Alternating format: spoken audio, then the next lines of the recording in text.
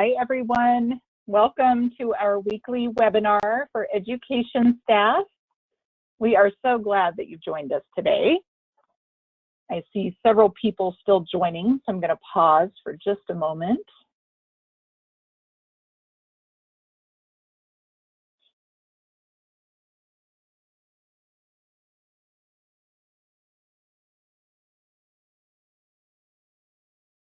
So thank you all for joining us today. We are excited to have guests with us today talking about kindergarten transition and connecting with families during this time. Before we get going, we want to share a few tips on making this webinar a positive experience for everyone.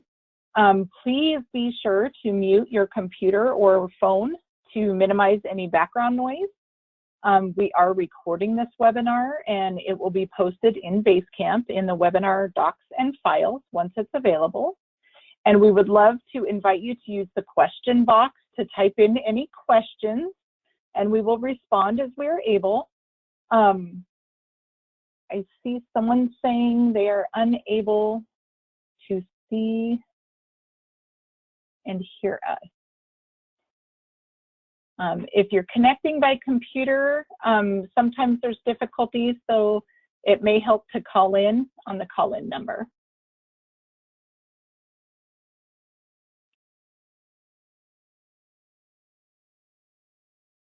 I'm going to go ahead and introduce myself. My name is Kelly DeBoer. I'm an Innovation and Capacity Specialist at ECAP at DCYS, and I use she, her pronouns. And I'm coming to you today from Port Angeles. And we just want to take a moment to acknowledge and honor the tribal lands that I sit on here. Belongs to the Clallam people, which consists of the Lower Elwha Clallam, the Jamestown S'Klallam, and the Port Gamble S'Klallam tribes. Allison? Hey everyone, my name is Allison Beeson. I'm the Inclusion Specialist. My preferred pronouns are she, her, and hers. I'm located in Marysville, Washington, which is home to the Tulalip tribe. The 22,000 acres of the Tulalip Indian Reservation is located north of Everett and the Snohomish River and west of Marysville. It was created to provide a permanent home for the Snohomish, Snoqualmie, Skagit, Sioux-Atl, Samish, Still-Squamish tribes, and the allied bands living in the region. Ray? Hi, I'm Michelle Johnson.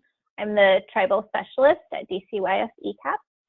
I use she, her pronouns, and I am in Anacortes, which is the traditional territory of my tribe, the Samish Nation.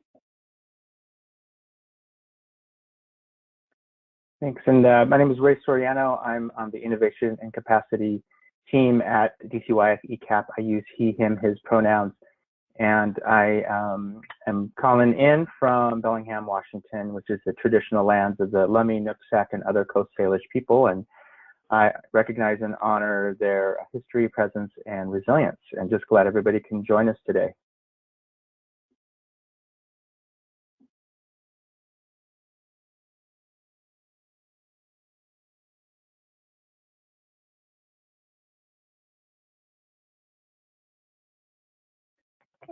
And we want to remind everybody that we're not going to be answering questions related to COVID-19 today on the webinar. All questions about COVID-19 need to be sent to the COVID inbox at DCYS. That's going to be monitored daily and answers will be added to the website.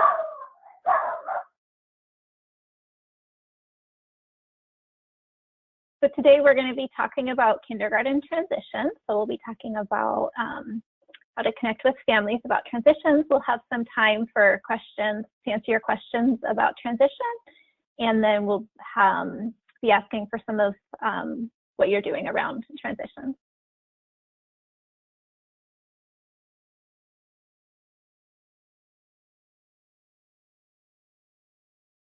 We have a little poll to get us started, and I'm going to launch that. We really want to hear from you all. How prepared are you feeling to support effective transitions for children right now?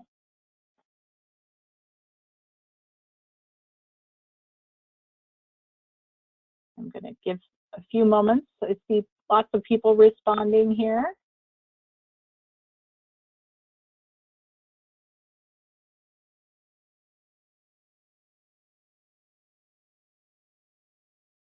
Looks like a little over half of you have voted, so.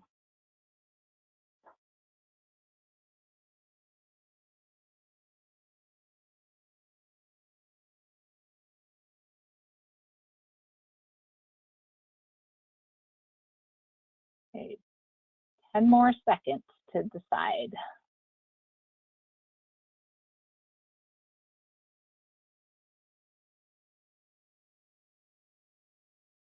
Like there's still votes coming in.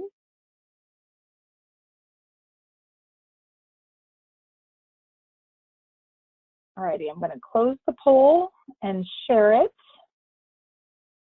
And you should see, looks like about 16% of you who voted said, we're on it, we've got this covered, no problem.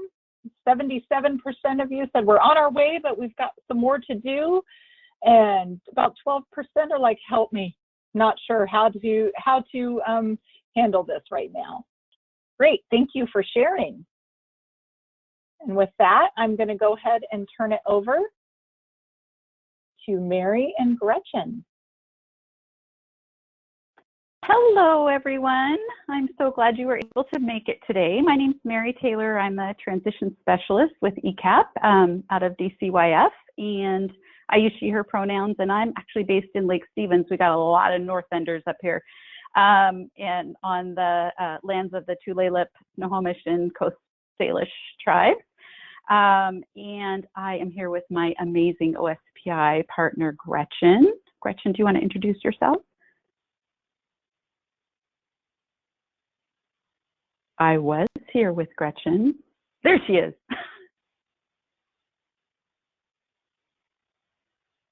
I don't have any sound, my friend. Oh, shoot.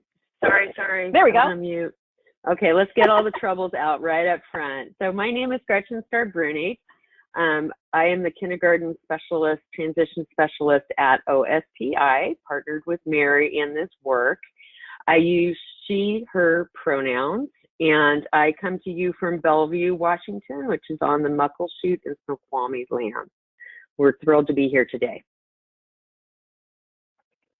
Thanks, Gretchen. We do this little tag team show, or have been for the last few months, and so we might be toggling back and forth between the two of us. Don't panic. So I'm actually thrilled with the results of the poll. That's better than I thought. When we were getting together to determine how we were going to pull this webinar together, I wanted the help answer to be, I can't find my pants, because that's kind of how a lot of us are feeling in this bizarre time right now. But at any rate, I'm thrilled to know that folks are really thinking about what we can be doing in the midst of what's going on with us in a very strange time.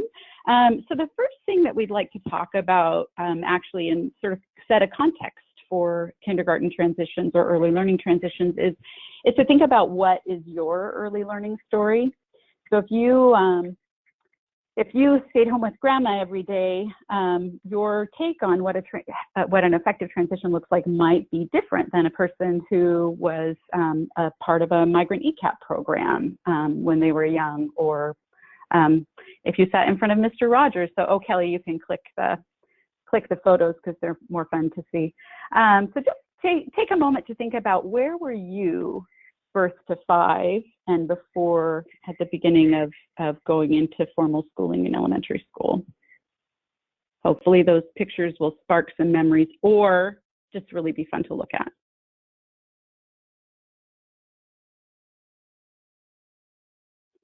So just give you a moment to think about that, kind of center yourself in the context of where you were and how that felt. And now we're going to move toward a little bit of the background literature on transitions and why we want to talk about transitions. So Kelly, you can move on to the snore stuff. So this is actually this is a developmental model of transition. It's a pretty old, tried and true piece of work from Robert Pianta and many collaborators. It was developed, I think, first in 1996 and has been tweaked along the way. But essentially, thinking about kindergarten transitions, folks a lot of the time are thinking about the moment that a child moves from preschool to kindergarten, and really that's not it at all. When we're thinking about kindergarten transitions, it's not a point in time. It's a process that involves children, families, schools, communities over the life of a child that sets the stage for being able to access opportunities in learning as they move forward in life. And that shows up in results. I have that in air quotes. In success, also in air quotes, moving into kindergarten and beyond, and how kids are managed to navigate school beyond that. If you'll notice, there's a lot of arrows going a lot of different directions in this developmental model, and really thinking about the interactions between, not only between that child and her family, school, community, teacher, but also the interactions between that preschool community and the kindergarten community, the interactions between teachers across sectors, the interactions between the community across sectors. All of those are really key pieces to how we think about transitions. And you can bump onto the more fun view of this now, Kelly. So there we go. So this is Layla. And I want to tell about Layla's transition story because I think it illustrates a little bit a child-centered view of transition. So Layla isn't just transitioning to kindergarten on one fall day when she's 5 years old and she's got her little backpack on as she crosses the threshold to kindergarten. She's been moving toward kindergarten since birth. She's a part of a family, and with the help of her family and school, friends, community, all of those, her ongoing growth and development is affected by every experience and interaction that prepares her to take on the next challenge or learn the next new skill. And her family made that happen. Layla knows she's loved, she feels safe to explore her surroundings, and has a solid platform of experiences from which she can launch into the next round of learning. So in order to strengthen transitions, we have to think about a child in the context of her family and her community, and remind ourselves that transition is not a single point in time, that every moment in the life of her child and her family contributes to her experience of transitions. So now the good news. Go ahead, Kelly. Oops, that's more good news. That's fine. So this is the good news. So I know things feel a little dewy right now, and nothing is consistent, right, across what we're trying to do. We are physically isolated from people. We're trying to stay socially and emotionally connected. We're trying to figure out how to do all of this work, and no one's done it before. I don't like that unprecedented word, so I try not to use it. But it's not, none of this is familiar. None of us are equipped, really, in order to do this work. But the really cool good news is the one thing that remains consistent is that children are a part of families. They were a part of their family when you started this work, when they came into your pre-K classroom, or when they came into your ECAP classroom, or the first time you visited them in early Head Start, and they're a part of a family now. And the fact that we are physically removed from each other is a really powerful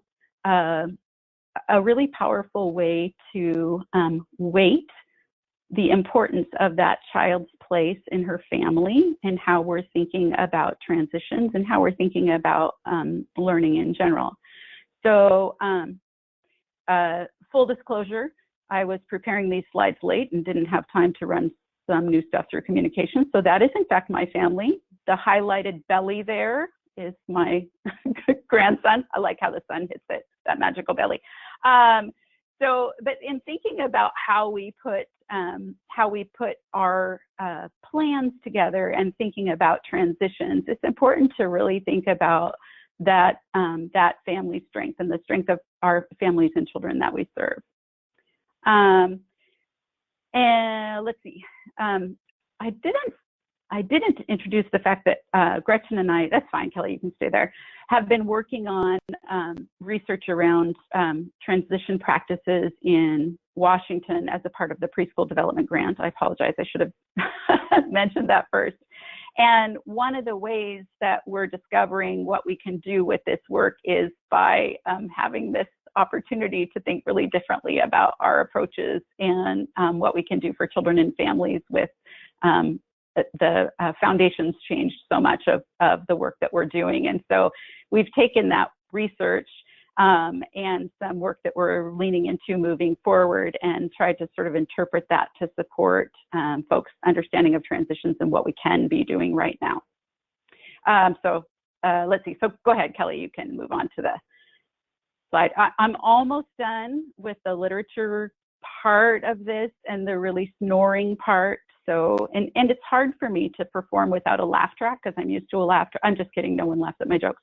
But, all right, so the next part of this research is really around what we know about transitions. And what we really know to be true about transitions in all of the literature from way back is that the more relational our transitions practices and approaches are, the higher impact they are. So for example, if we ensure that all kids complete a transition form, all children's teachers or families combination complete a transition form before they enter kindergarten, that's great, right? Because we're trying to get information about that child and family and pass that forward so that we have some good data in that transition report to pass on to a kindergarten teacher so they can be better prepared to receive that child. But what would be better is to think about, let's see, I hope they get those transition reports, right? I use this example because it's real. We have a early learning director who they'd been doing a great job of ensuring that people were all completing transition reports, and then hearing that their elementary schools were saying, yeah, I think they complete transition reports, but I'm not sure where they go. And so the early learning director solution was to pick up by hand all of the transition reports from all of the early learning providers in the community and hand deliver them to the elementary schools, where he could look somebody in the eye and say, here are our transition reports. And that ups the value of this particular practice really dramatically, right? Because you've got a human involved, it's a human connection, and it's a much greater impact than just hoping that this information on paper gets to the right people. Not that a transition report isn't important and worthwhile, but adding that relational aspect improves it. Hey, Gretchen, I think you have something to say about this. That there are many, many examples of this where you have that eye-to-eye connection, preschool teacher to kindergarten teacher or infant toddler teacher to preschool teacher, where you know who this person is, and if you run into issues or something comes up with this child, a new stage of development, there's somebody there to call. That's it. Thanks. We are usually in the same room and can look sideways at the other one and say, hey, weren't you going to say something about that? So it's a little tricky on this. We're all learning. All right. So Kelly, you can move ahead. So I just want to talk a little bit about, just briefly, about universal and targeted practices. So you are probably very familiar with there are strategies we use for behavior, for example, that are all universal. And there are strategies that we use for behavior that we might need, except for, that little guy needs a boost today, and so we're going to use this targeted strategy to support him. When we're thinking about transitions practices, it's kind of tough for people to envision what that might mean or what that might look like for them. So I use the example of universal practices for transitions as, if you think about it as like behavior supports. So if someone's asking you what you do for behavior supports in your classroom, you wouldn't necessarily say that you greet every child at the door and you have an organized classroom, even though you know that those are universal behavior supports, right? Those connections with kids that are really important. I see you, I know you're there. An organized classroom that gives a child an opportunity to really explore and experience and direct their own learning because they're secure in knowing how this is going to work. And so transitions practices also are that way. There are many, many things you are doing for transitions practices that probably are not going to pop to the top of your head when someone asks you about them. But when given the opportunity to think about those practices, you've probably adopted strategies and approaches and practices to meet the needs of the children and families that you serve. And so I use this barriers and strategies analogy to think about how different that might look in different communities. So there are some communities that when there's a pile of rocks in the road, they have a bulldozer on hand and they can plow those rocks out of the way and move them, right? So that children and families can move on. Some communities are going to have to just grab whatever they can find and build something to get over that pile so that they can get children and families on their way. It's not going to look the same everywhere, and it shouldn't. The most powerful transitions practices are the ones that are driven by specific communities, community assets, and thinking about what children and families have and appreciate and use in their own lives, and incorporating those assets and strengths into how we serve children and families for effective transitions. Ray said those looked like cookies. I maybe could have used cookies to get across a pile of rocks. I guess that's an asset, right? Sure, that's fine. All right, Kelly, we can move on. Well, and I think you had a pause in here for a poll. We have a quick, fun poll for you all. I will launch that now. Speaking of cookies.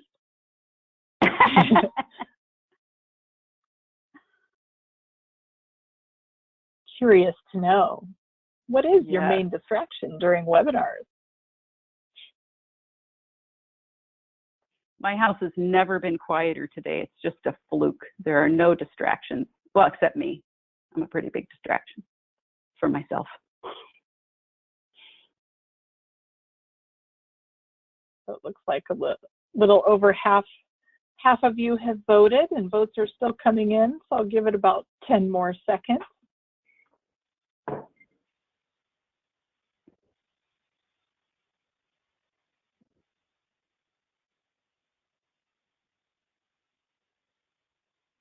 I'm going to go ahead and close.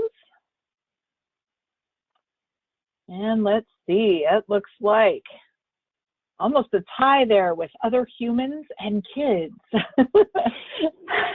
followed up by the dog, or a growling stomach, or the cat. Thank you all, that was fun. Awesome. Thanks for that. I know we're all in, it's just such an odd thing to be facing how we're doing everything differently right now. So understand your distractions and know that we are all facing those same distractions, maybe all at the same time. Could people choose more than one? I think they could, right? During the poll? Oh, I don't think so. I think it just lets you choose one. Nah, there might be multiples. Could be all of the above. That's right. So this piece right here, the guiding principles of effective transitions, were also developed by Robert Pianta and his cohorts. I think this was the most recent iteration was like 2003, but really well supported in thinking about how we can support children and families, and how do we know what we need to be doing in order to cultivate effective transitions. And so when we're thinking about transitions approaches and transitions practices, we can think about these guiding principles because transitions approaches are going to look really different everywhere, right? But these guiding principles provide an opportunity as sort of a touchstone when we're designing practices, or when we're implementing or evaluating what we're doing. Is it working? We can relate back to these principles and really think about each principle, each practice, and how this fits in, how they fit in. And so I'm going to move into some examples of transitions practices that I was really hesitant to do because there's really no way to encapsulate what effective transitions are, what that looks like. There are many that are universal that many people use. There are many that are unique to each community and in response to specific strategies, culturally specific practices. And so I'm gonna just provide some examples under each of these principles, and I'm gonna have Gretchen say something that's way gonna be a lot more important. I just wanted to note, first off, I want to reflect back that many on this call may have participated in one or more of the surveys and listening sessions, which guided our research over the past few months. So thank you from the bottom of our hearts for responding. And we collected all of this evidence and coded it all by themes. There will be a brief that's coming out later that provides a lot more detail on what we heard. One thing that I did want to note among these 5 things, in terms of the frequency of responses, we have noted statewide an extreme lack of ability to focus on family strength in transition practices. We were shocked at the relatively few comments related to family strengths over the other 4 categories. So I just wanted to note that before we launch into it. So I see this, what experience that we're having now is this ripe opportunity for really acknowledging and supporting families as their child's first teacher and building that into our system forever. And that's all I need to say. Awesome. Thank you, Gretchen, for that. And we say we didn't see a lot of evidence of that principle of the focus on family strengths. And it's not that we don't think that early learning programs are strengths-based or are really thinking about family strengths. But I think what a lot of the data revealed is that we don't really know what that looks like.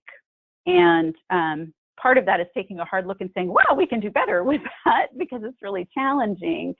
And to note that that's a place that we really need to be leaning in and we really need to be thinking about, particularly now, because that's how we are supporting children, right, is through their families. It's not, our dynamic has changed really dramatically. So it's a great opportunity. Thanks, Gretchen, for that. So this is just these are, as I said, a few examples of how we can think about transitions practices under each of these principles. And a lot of these practices that could maybe move back and forth among the different principles. You can see you'd focus on different components of that. So fostering relationships is really thinking about how relationships can be really meaningful in that developing relationships across sectors with families, so that they're more than just surface relationships, and having opportunities for children and families to develop relationships with the school community. Uh-oh, dog. I said my house was empty. So the next principle is promoting continuity from, oh, wait, I didn't ask you to advance the slide. I'm so sorry, Kelly. Please advance the slide. No, I was distracted by a dog. Actually, Gretchen, would you mind walking through these? I'll put you on the spot and I'll go put the dog outside.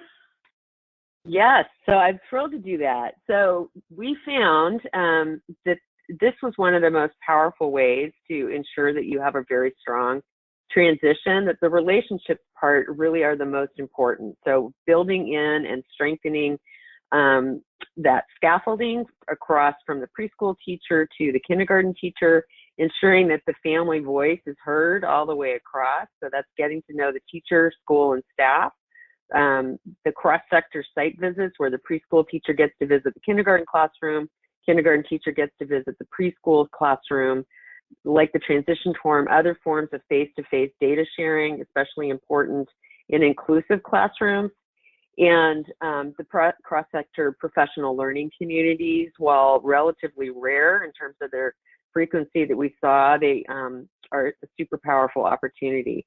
One of the big takeaways that we found was extremely powerful was having combined home visits, ECAP and Head Start teachers in their spring home visit, partnering with the kindergarten teacher or the elementary school inclusion specialist to go together to the home so that the child and family really understand and trust this person as they enter the school building, and the new educator gets to see the child in her natural setting. We can switch slides. So do you want me to continue, Mary? Okay, so the continuity from preschool to kindergarten, again, I've been working on these transitions for more than a decade, and I actually was quite surprised about how rare this continuity of aligned curricula and pedagogy. The system-wide behavioral supports for children in inclusive preschool programs, often that transition into kindergarten can be less than perfect from the family's perspective. Not all children get to visit their kindergarten classroom before the start of school. In some cases, the school will host a roundup where they get to see the gym and maybe the playground, but they don't necessarily get to see the kindergarten classroom. And then that spending the time with family in routines, activities, and traditions, that also did not come up as much as we had thought it might. Okay, next slide. Hey, Gretchen, real quick question on that last slide, if you don't mind. Could you just share what MTSS is? It was on one of those bubbles. Yes, multiple tier systems of support. And so this again is a common pyramid approach that is used in inclusion, of being able to provide supports, as Mary was talking about, shaking the hand at the door, or visual guides in the classroom, and then higher tier for students who need more support. Thank you. Great. Thank you. Here's the family strengths. We did see several examples of this, and it was super exciting. We got to go visit the Wellpinnet Elementary School and watch the ways they're honoring cultural assets in teaching and learning, seeing their family culture reflected in the school community. And also at Wahluke, we did a listening session for the ECOP families who came, and just amazing ways that culture was honored. Next slide. So tailoring practices to individual needs. Again, this is something that ECAP and Head Start are going to excel at, because you have the family support workers, you have a comprehensive system where you're really thinking about that child within the context of the family and community. Not all communities have that same type of scaffolding for the family and child. And so we're trying to foster that to a greater extent in the next stages. Next slide. Collaborative relationships, it starts with a phone call, right? And it starts with, oh gosh, I'd love to work on that project together. Whether it's creating more consistency across the outdoor play environments, thinking about ways that the child can meet the kindergarten teacher much earlier. Perhaps the district can assign kindergarten students to their classes in February versus September. With a collaborative planning across grades and school levels, and so that you have that step up, step down meeting, preschool and kindergarten and first grade, so that everybody's kind of thinking about the child's continuous growth. Next slide.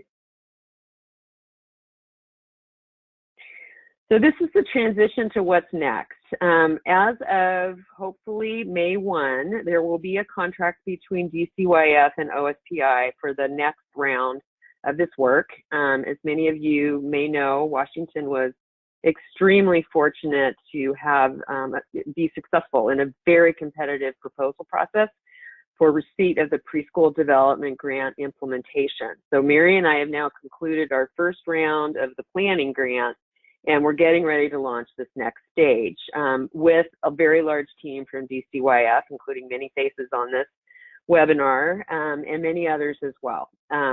So within our pivot to address the urgent issues in COVID-19, we're focusing on two very large projects. The first is the Head Start demonstration projects are being coordinated at the national level by the Office of Head Start and the Head Start Collaboration Office. The director of the Office of Head Start, Dr. Bergeron, was so excited about the progress from the 11 demonstration projects in 2019 that she made a bold statement way back in, I guess, November, that she wanted 100 more of these nationwide. And so she's going around to visit and wants to see things. So because Washington State had one of the initial ones in the West Valley School District near Yakima, we get to add 10 more. Super exciting. No funding through the Head Start Collaboration Office. So we are going to use our preschool development grant funding to support these Head Start demonstration projects. So again, we're looking for 10 teams. Some of these teams may start their work in summer because Head Start is funding summer learning for students who are on an IEP or students who are planning to enter kindergarten. This is going to be a super exciting project, so keep your eyes peeled. We will be sending the application out through all the Head Start programs, all the ECAP programs. We're going to use every avenue possible at DCYF, in addition to all of the OSPI avenues of migrant programs, Title I programs, and all of the state compact and Bureau of Indian Education schools. So the application process likely will take place in May, and we are encouraging braided funding. And the next project, the Educator team, so we are looking for 36 teams. So 2 educators working with one family in transition, 1 or more families. This could be a Part C infant toddler inclusive setting to a Part B developmental preschool. This could be a tribal Head Start in partnership with the local elementary school. This could be any dyad, pre-K to K, infant toddler to preschool, where the family is using tools to support, the family is using tools offered by both those educators to support that child's continuous growth. We're very excited about this as well. OSPI is going to lead this work in partnership with DCYF, and want to give you all the heads up because we know there are a lot of really viable candidates who may be listening right now. I'm happy to take questions. Know that this contract, as I said, has not started yet. So we are still nailing down details, and we will have a lot more information available in the next few weeks. Hey, Gretchen. So it looks like we do have a question. One was, how do we help parents help their children transition since they aren't visiting schools or coming to preschool? So this is the big unanswerable question right now. We do not know what fall is going to look like. So we are leaning heavily on the tools that we currently have. And one of the things I think that is just so wonderful about this forum and the base camp that you have prepared is that it's really focused in on the Maslow's hierarchy of needs, that children need to have their basic needs met first. They need to feel safe, they need to be fed. And so really that is the most important thing right now, fostering their relationships with their family members, leaning into the fun that families can have with their children right now, knowing that children are learning in every single experience that's going on. So, and if families want more guidance and support around what types of things kids are learning through digging in the garden or walking their dog, the early learning guidelines is a great place to start, as are other resources like Broom, or, you know, use of gold. There's tons of activities that you could search in there. If the kid's really interested in bugs, all of a sudden, dive in and learn about bugs, because any other learning is going to come out of what the kids are interested in, and really supporting that serve and return between the child and the family member. The child's looking at roses or really wanting to understand more about flowers. The adult follows that interest and asks those open-ended questions and nurtures that relationship. That's really the most important thing right now. Anything else? Oh, sorry, go ahead. Did you want to ask a question, Ray? Oh, just was a follow-up to that, but Mary, if you have something else, that's great. So I would just add that this is it's tough because I know we're all in pretty tough shape right now with regard to how we all respond to this stress and thinking about this sort of uncertainty pieces. And this opportunity, as Gretchen was sharing, to really own that a family is the child's first and most important teacher. We all know the words, and this is an opportunity to really own that and know that our families have amazing strengths and assets. And given the opportunity to demonstrate that with their children is probably the most powerful impact that this experience is going to have on these kids, right? They're going to remember, certainly, going through this experience, young children are, and probably what they're going to remember is how adults in their life responded. And so everything that we can do to build resilience in families and support families to support their kids to co-regulate and to think about their own well-being.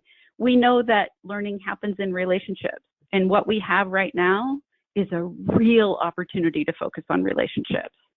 And so that's why it's not an easy answer. Gretchen has brilliant, amazing ideas. I'd love to get inside of her head and see all the things that are going on there. And those are great suggestions. And to think about it's really, really about the relationships.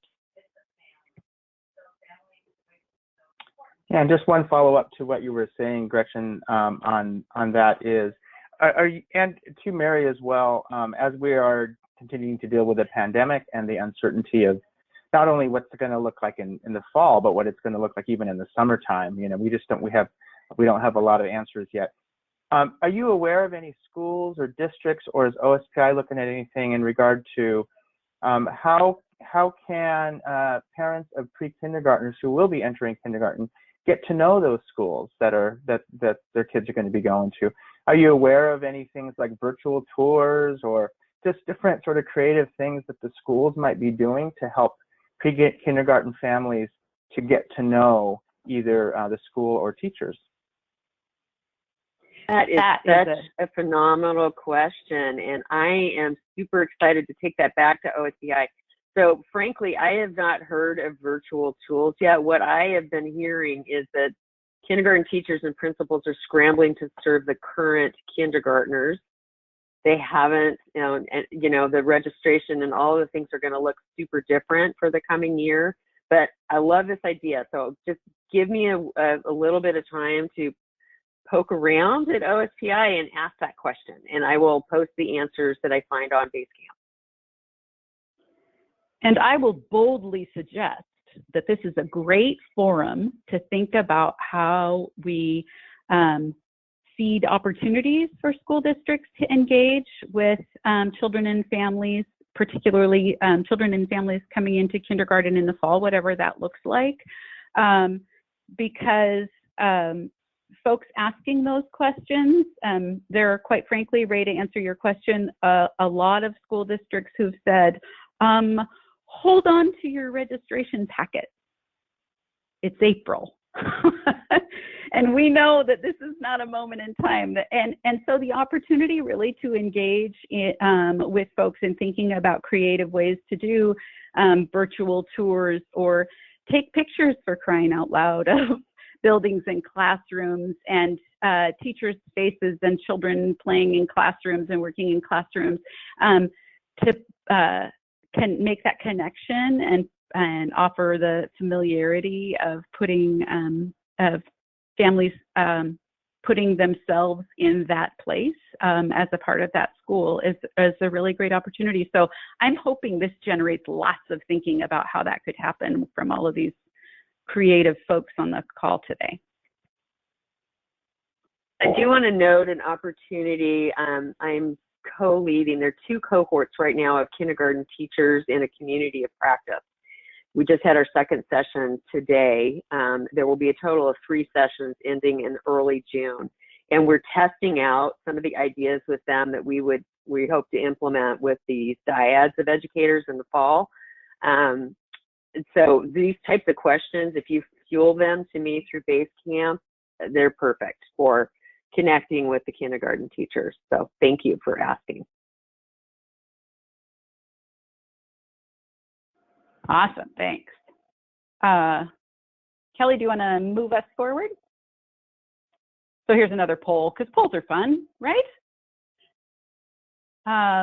So we really want to think about, we really want to know about what this stimulated for you, what this webinar has stimulated for you. So if something really resonated with you, feel free to check any or all of that, and then also contribute whatever comments you have in the questions box. Actually, is it better to do the questions box or chat box?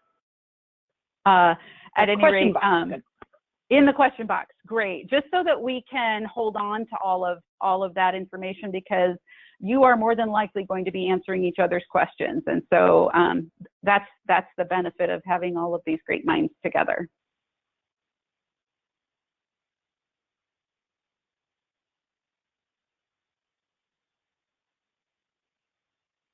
Looks like people are still voting, so we'll give it about 10 more seconds.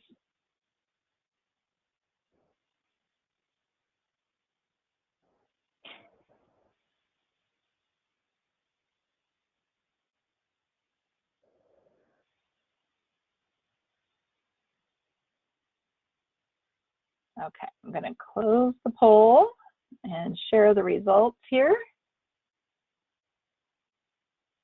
All right. It's like a tie between relationships are key and focusing on family strengths. Gretchen and I are high-fiving each other virtually. That's awesome. Great. Yeah. Well, thank you, everyone, for participating in that.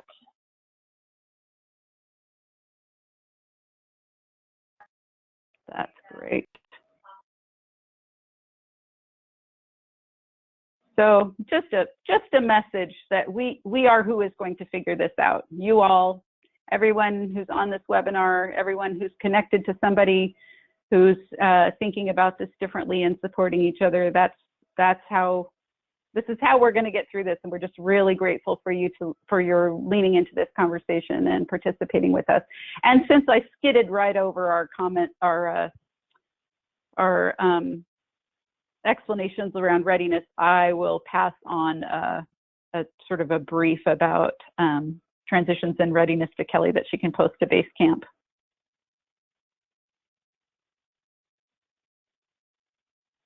And please contact us with any, you're welcome to contact Gretchen or myself directly, or of course this amazing team as well. If you have questions, thoughts,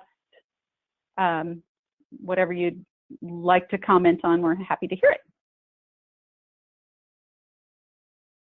We do have some comments.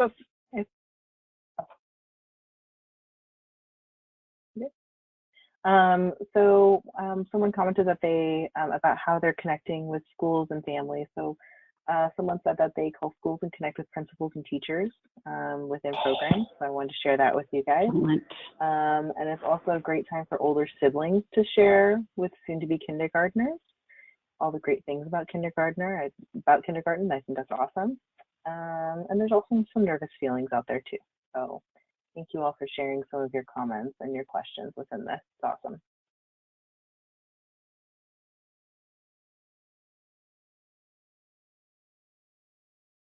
Okay, so we're nearing the end of the webinar. Want to again just thank Gretchen and Mary for joining us today.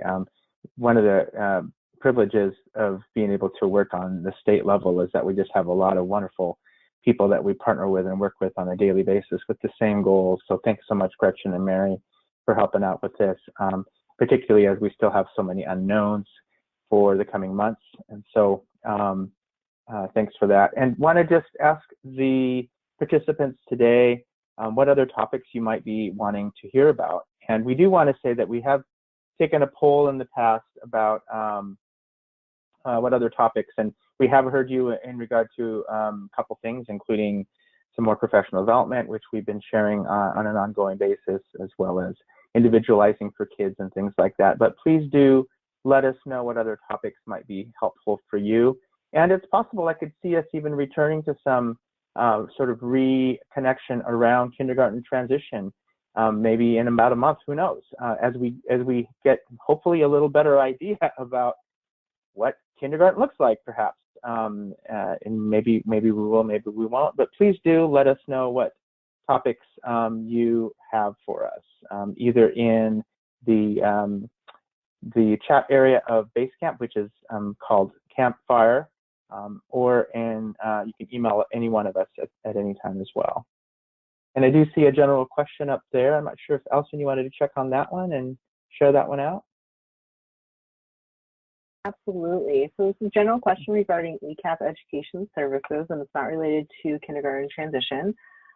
So DCYF published and distributed guidance on modified family support services during COVID-19. Is DCYF going to be providing a guidance of modified education services during COVID-19? Yeah, I don't know. Kelly, do you have anything you want to say about that? I can too. Yeah, I think it's a great question, and I think we can take that back to our team and get some more, you know, specific guidance. I know that we are working on a set of performance standards right now that really indicates what pieces are eligible for modification, what pieces are being waived, what pieces are not being waived. I'm not sure if that's what you're referring to, Christy, but that is in process and should be available soon on the DCYF website, and we can certainly look at more specifics around education services and get back to you all through Basecamp. Yeah, and I will answer to that just in addition to what Kelly just said, is we do have modified education services in terms of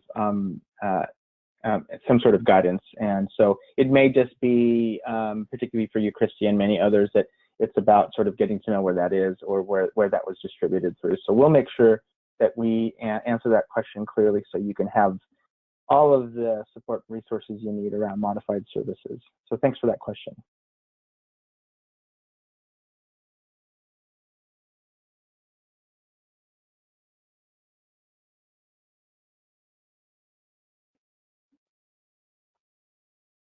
And again, if you have any topic suggestions, do let us know.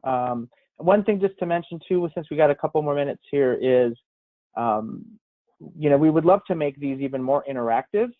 At the same time, we tend to have a pretty good sized group of attendees, which is not a problem at all. It's a great thing, and we have to consider sort of how can we have a little bit more back and forth. So we do appreciate you sharing, asking questions, commenting in the question box, as well as being active on Basecamp. And in fact, today I think we had about 125 attendees, and so we just appreciate you joining in each week. And we'll keep these going, and we really want to be responsive to what your needs are out there. Well, you know, this is for you all, for all the teachers, coaches, education managers, and all the others who are part of this, joining in on this webinar. And we just want to make sure we meet your needs as best we can.